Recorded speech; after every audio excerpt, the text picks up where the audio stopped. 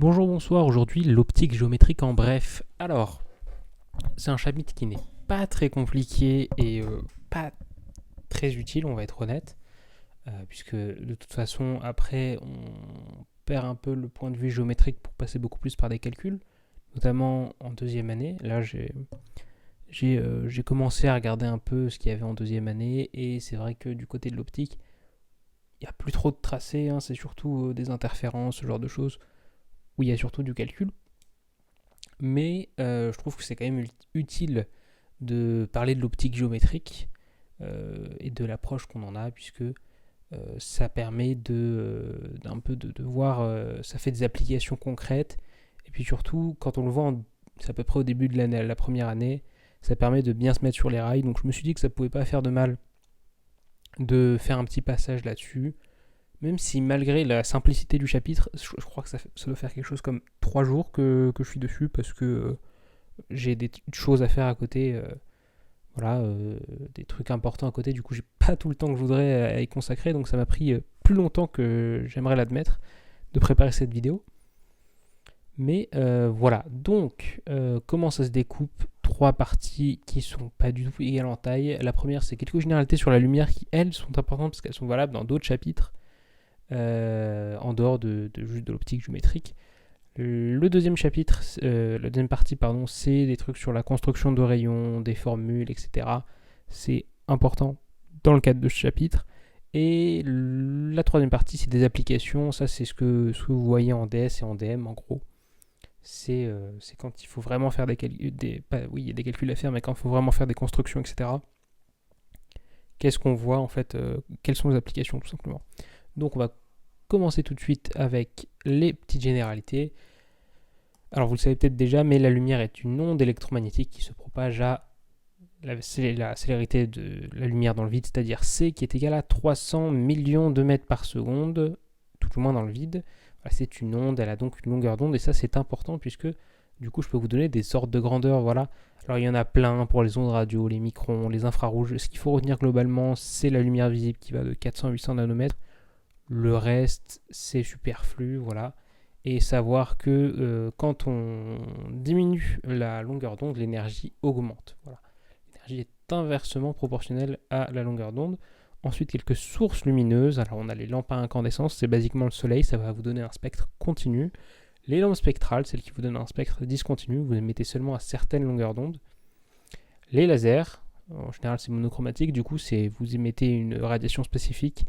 Les DEL, ou LED si vous parlez anglais, et les tubes fluorescents. Les tubes fluorescents, ça vous donne un spectre continu aussi. Bref, je ne vais pas m'étendre plus là-dessus.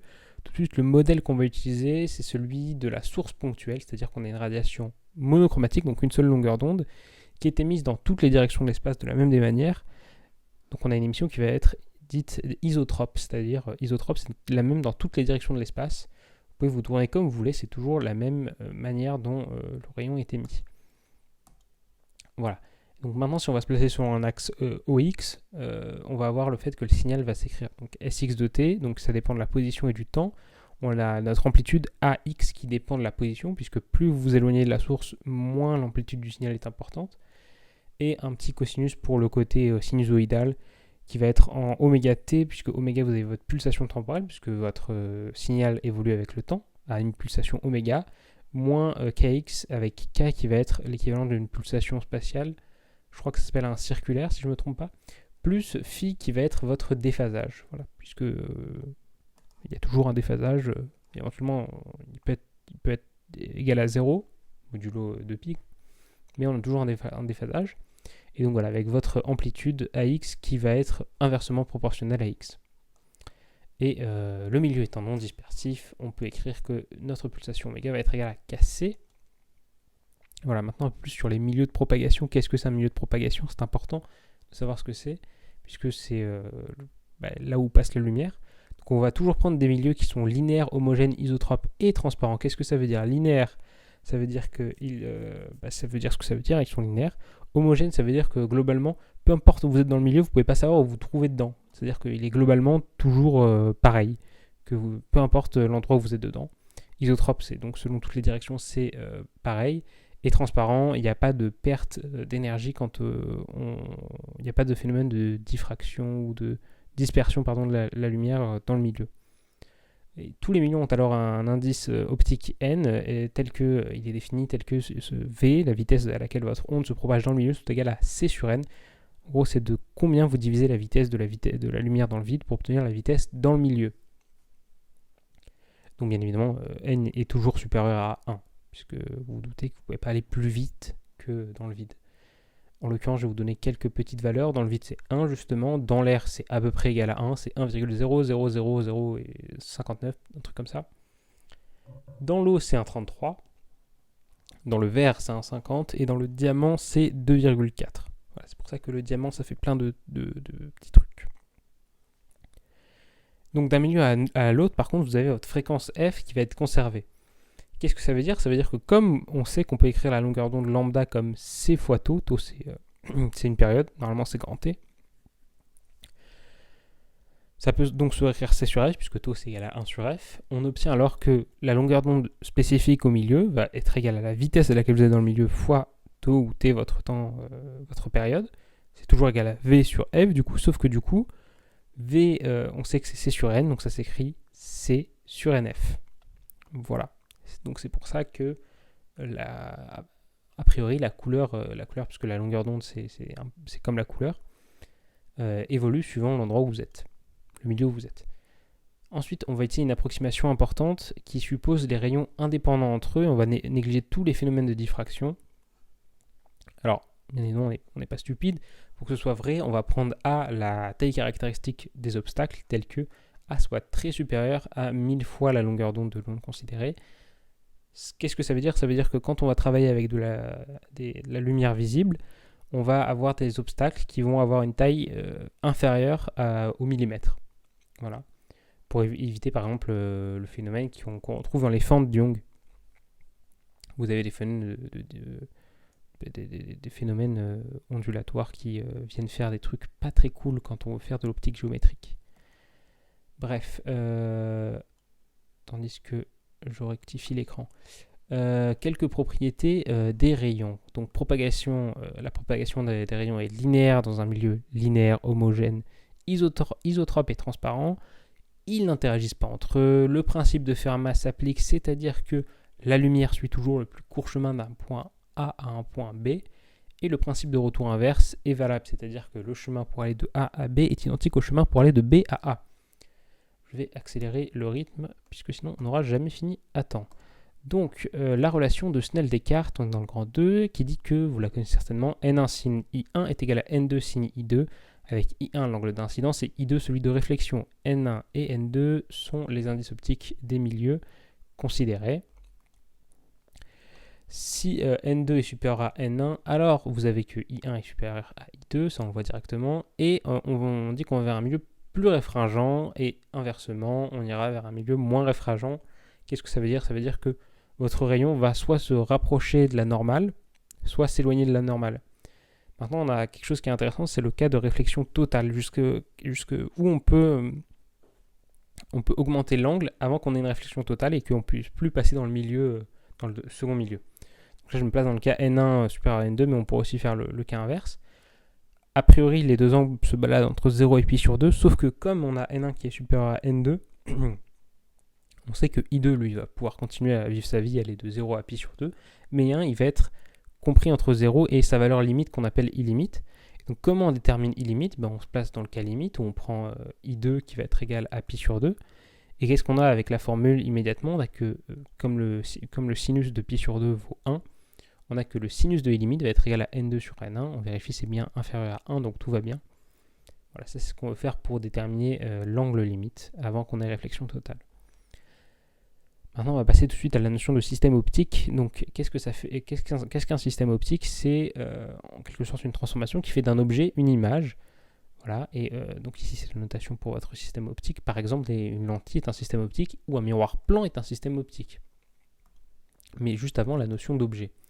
Donc, un objet est composé de rayons lumineux. Il peut être ponctuel, c'est-à-dire si c'est un point. Étendu, il est composé d'une somme d'objets ponctuels. réel s'il est avant le système optique et virtuel s'il est après le système optique.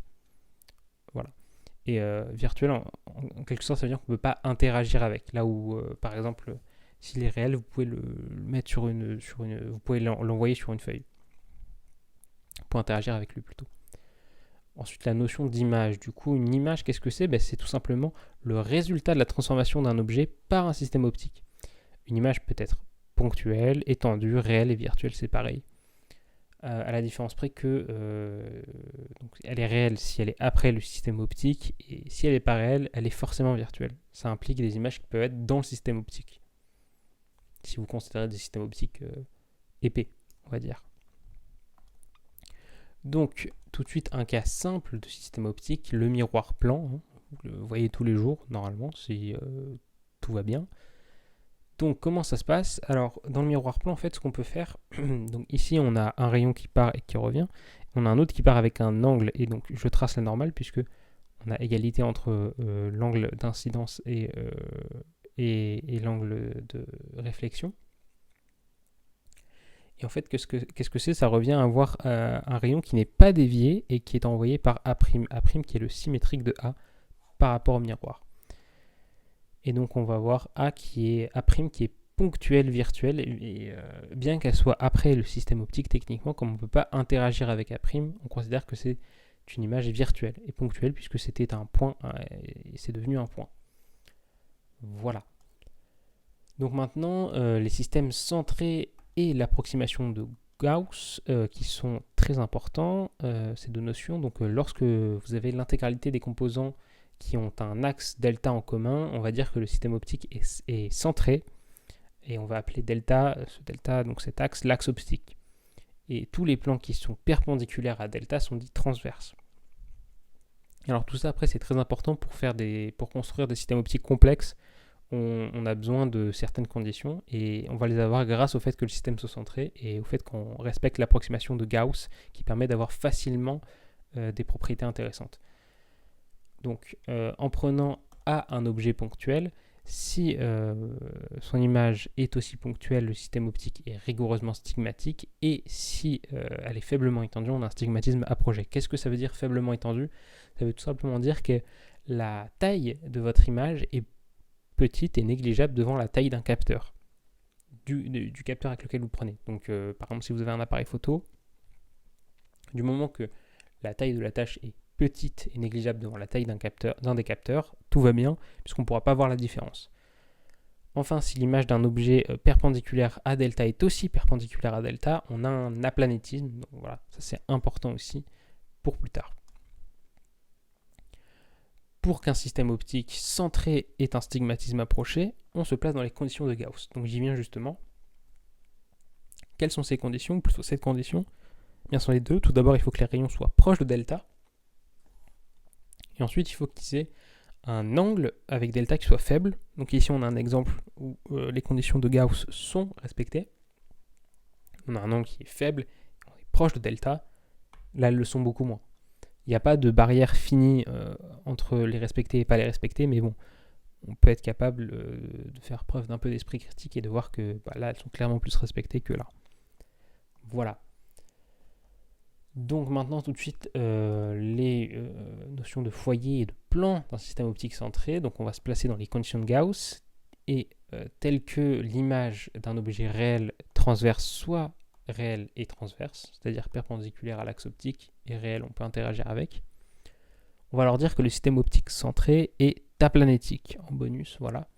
Et on peut définir le grandissement gamma, tel que, en fait, gamma, ce soit le rapport entre la taille de votre image sur la taille de votre objet. Pourquoi il y a une barre au-dessus ? Tout simplement parce que c'est une taille algébrique, c'est-à-dire qu'elle peut être négative. Selon, par exemple, si vous avez A'B', cette distance qui est positive, si vous considérez B'A', en fait c'est le chemin inverse, ça va être du signe opposé. Voilà, c'est tout, mais c'est important de le noter, puisque après, dans les formules, notamment la formule de Newton, ça a son importance d'avoir les signes qui vont correctement. Ensuite, quelques petites précisions sur gamma, quelques trucs intéressants. Si en valeur absolue, votre gamma est inférieur à 1, ça veut dire que votre image est plus petite. Sinon, ça veut dire que votre image va être plus grande, puisque vous l'agrandissez ou vous la rétrécissez. Si votre gamma est négatif, vous avez une image renversée, c'est-à-dire à l'envers, et s'il est positif, votre image est droite, est dite droite. Ensuite, il y a deux plans, je n'ai pas pris la peine de le dessiner. Les plans pi et pi', en fait, c'est les plans objet et les plans image, voilà, qui sont définis par votre objet et son image, sont conjugués. Qu'est-ce que ça veut dire que deux plans ou deux objets sont conjugués? Ça veut dire tout simplement que l'image du premier est le second. Voilà, donc l'image de pi, c'est pi'. Donc ils sont conjugués. Pour un système optique, hein, bien évidemment. Maintenant, pour un objet ponctuel qui va être situé à l'infini, alors l'infini ça commence à 5 mètres, hein, on est très très large au niveau de l'infini en physique, les rayons issus sont considérés parallèles entre eux, hein, c'est pour ça qu'on peut dire par exemple que les rayons qui viennent du soleil sont parallèles entre eux, et ça permet de faire des approximations intéressantes, puisque par exemple si on définit le foyer principal objet f', le point de convergence des rayons incidents, des rayons qui sont incidents et qui sont parallèles à delta, et sur le va être sur votre axe optique, sur delta. Et donc ça permet notamment de dire que l'ensemble des rayons issus vont converger en un point. Alors ici j'ai noté d'ailleurs qu'est-ce que ça veut dire. Ça veut dire tout simplement on va dire que A infini, c'est-à-dire un objet qui est situé à l'infini, a comme image f'. C'est-à-dire que les deux sont conjugués. Si vous n'avez pas de foyer f', on va dire que votre système optique est afocal, et en bonus, f', s'il existe, peut être réel ou virtuel. Encore une fois, s'il existe, il est nécessairement sur delta, et on dit alors que le système optique est focal. Au passage, on peut déterminer, mais définir un plan, voilà, en prenant, en fait, si vous prenez d'autres rayons qui sont parallèles entre eux, mais qui ne sont pas parallèles à delta, leur image va converger sur un point de ce plan. Voilà, donc on a une infinité de points qui correspondent aux différents angles avec lesquels on va venir traverser le système optique. Mais donc voilà, on a tout un plan ici qui est intéressant où on retrouve les images de rayons parallèles entre eux. De même, vous avez le foyer principal objet, voilà, tel que l'image de ce foyer principal soit un objet situé à l'infini. Et c'est-à-dire que si vous mettez des rayons qui passent par f, ils émergent parallèles entre eux. Encore une fois, si f n'existe pas, le système est diafocal, et ce point f peut être réel ou virtuel. On va voir tout à l'heure un cas où il est réel et un cas où il est virtuel. Si le système optique est aplanétique, et donc je vous renvoie à ce que j'ai dit tout à l'heure, dans les conditions de Gauss, on a forcément l'existence d'un plan focal objet. Par contre, attention, f et f' ne sont pas conjugués par le système optique. Par contre, dans certains cas, on peut avoir le fait qu'ils sont à égale distance du centre de votre système optique. Maintenant, les lentilles minces, donc on considère des lentilles sphériques, c'est-à-dire avec deux dioptres, c'est-à-dire deux frontières sphériques, ou un dioptre sphérique et un dioptre plan. Elles sont aussi minces. Alors qu'est-ce que ça veut dire qu'elles sont minces? Ça veut dire que leur rayon de courbure, c'est-à-dire 1 sur le rayon du cercle qui les approxime le mieux, est grand devant leur épaisseur. Voilà, imaginez tout simplement les lentilles traditionnelles que vous voyez pour les lentilles convergentes. On a 3 lentilles différentes, et ici je vous ai mis le modèle comment on schématise ça. Et divergentes, c'est la même chose, juste on change le sens des flèches. Par contre, attention, pour une lentille convergente, vous avez f puis f'. Pour une lentille divergente, c'est f' puis f. Donc je vous ai montré comment on va tracer des rayons. Donc les rayons passant par O, le centre, ne sont pas déviés. Ces lentilles forment des systèmes focaux. Ça, c'est pour les deux types de lentilles. La lentille convergente fait converger des rayons parallèles, comme c'est indiqué dans son nom. Ici, je vous ai fait un petit schéma. Si on est parallèle à l'axe optique, up, on converge en f'. Par contre, si on passe par f, on émerge parallèle. Voilà. Et pour une lentille divergente, c'est l'inverse, puisque les deux foyers sont inversés. Si vous arrivez parallèle, hop, vous partez. En fait, c'est votre prolongement qui va converger en f'. Et si votre prolongement traverse f, vous émergez parallèle à l'axe optique. Voilà. Pour ces systèmes optiques, f et f' sont à égale distance de O. Et pour une lentille convergente, f et f' sont réels et virtuels si divergents. Comme vous l'avez vu juste avant, on est obligé de faire des prolongements. Maintenant, on peut définir f', votre distance focale, telle que f' soit égale à OF', la distance, voilà, qui peut être négative ou positive. Et avec ça, on peut définir la vergence V par V égale 1 sur f' en dioptrie. Une dioptrie, qu'est-ce que c'est? C'est tout simplement 1 mètre moins 1. Et la vergence, c'est important puisque en fait, c'est ce que vous voyez quand vous êtes en TP et que vous choisissez vos lentilles, on vous indique la vergence et pas la distance focale en général. Donc voilà, il faut juste faire attention. Maintenant, quelques rayons fondamentaux qui vont être très utiles quand vous voulez faire des constructions. Le premier, c'est le rayon incident qui passe par O et qui émerge sans être dévié. Celui-là, c'est le plus simple. Ensuite, on a le rayon incident qui passe par F, ou dans son prolongement, il passe, et qui émerge parallèle à delta. Maintenant, on a la variante quand on est avec F', pardon, je me suis trompé, ici c'est F' justement, si je ne me trompe pas, et ici c'est F juste après. Et donc vous avez le rayon incident parallèle à delta et qui émerge en passant par F', ou dont le prolongement il passe, oui, exactement. Ensuite, en quatrième, au pire, de toute façon, vous pouvez vous référer au schéma que j'ai fait juste avant. En 4, on a ça c'est deux rayons bonus, enfin deux paires de rayons bonus, c'est quand on a deux rayons parallèles qui se croisent dans le plan focal image, et voilà, quand ils émergent, ils se croisent dans le plan focal image ou leur prolongement. Et si on a deux rayons qui se croisent dans le plan focal objet, ils vont émerger parallèles entre eux. Pareil, c'est leur prolongement qui passe. Ça c'est utile quand on a déjà un rayon qui est tracé et qu'on va en tracer un second. Maintenant, on passe aux relations, notamment la relation de Newton qui est très utile, qui vous dit que le produit des distances FA et F'A respectivement sont égal à moins F' au carré, ce qui est égal à F'. Alors avec des définitions évidentes pour FA, F'A' et F. Et aussi une relation sur le grandissement qui va être égale à moins F'A' sur F', c'est-à-dire moins F' sur FA. Et c'est ici qu'on voit l'importance des signes puisqu'il faut mettre des moins. Et bien sûr, ces relations sont démontrables avec, juste en raisonnant sur des triangles, en fait, hein, en traçant des rayons et en raisonnant sur les triangles qui sont semblables. Ensuite, on a l'autre paire de relations, c'est la relation de Descartes, qui vous dit que 1 sur OA moins 1 sur OA' va être égal à 1 sur OF, c'est-à-dire votre vergence V, et que votre grandissement, comme on l'avait défini tout à l'heure, c'était A'B' sur AB, mais c'est aussi OA' sur OA. Enfin, dans la dernière partie, sur les applications, la première, c'est le projecteur de cinéma, si vous voulez. Alors ici, j'ai pas fait tous les détails avec notamment les deux foyers, mais donc on a la distance X qui sépare A de O, le centre de votre lentille, et D, la distance entre A et le plan, l'écran sur lequel vous projetez votre image. Et justement, on cherche la condition sur X pour avoir une image réelle sur l'écran. Pour ça, il faut que votre D soit supérieur ou égal à 4 fois F'. Et si c'est le cas, vous allez avoir deux solutions. Voilà, X, votre solution X, vous en avez deux, c'est 1/2 de D plus ou moins racine de D carré plus 4F'D.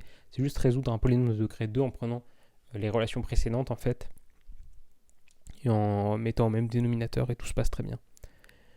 Et enfin, on a gamma qui va être égal à moins D sur X moins 1.